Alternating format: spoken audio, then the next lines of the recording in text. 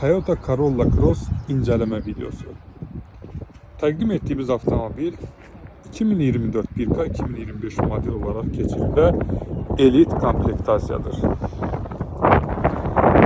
2023'lerde Toyota embleminin arkası göy olur. Bunlarda ise emblem qara renkte gelir. Elit komplektasiyada lupa faradır. Fara lupaylandır. O cümleden bu disklerden gelir üzerinde. Dunlop pakrışkalardır. Disklerin ve tekerin ölçüsünü mən sizə deyim. Deməli 17'lik disk tekerden gelir. Burada hevyası olur, yani generator tipli hibritdir. Pavrotik güzgüləri var. Belə bir şüşə lüklə gəlir. O cümlədən açarsız daxil olması var.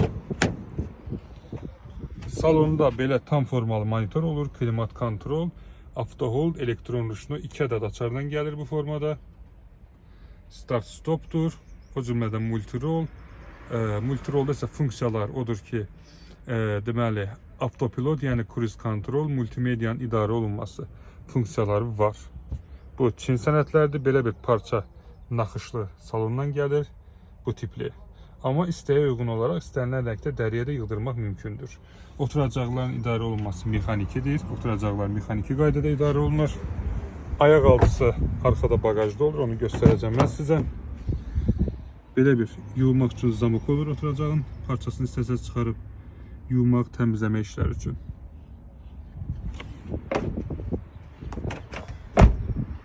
Burada belə bir Corolla Cross yazısı var. Arka stopları bu formada olur.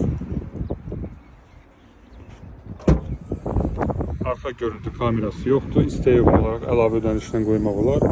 Ayaq altıları buradadır. Bagaj 50 açılır. Elit pluslarda ise avtomatik olur. Bunda 50 açılır. Bu da isteğe uygun olarak hem Azerbaycan'da hem de Dubai'da elektron formada koymak mümkündür. Burada belə bir basısı var. Burada ehtiyat tekerdir, Maxxis'ten. O cümlədə dangred açar, qaza üç bucağı və s. Bunlar da hamısı burada yerləşir. Bu sözün orijinal ayaq altısıdır.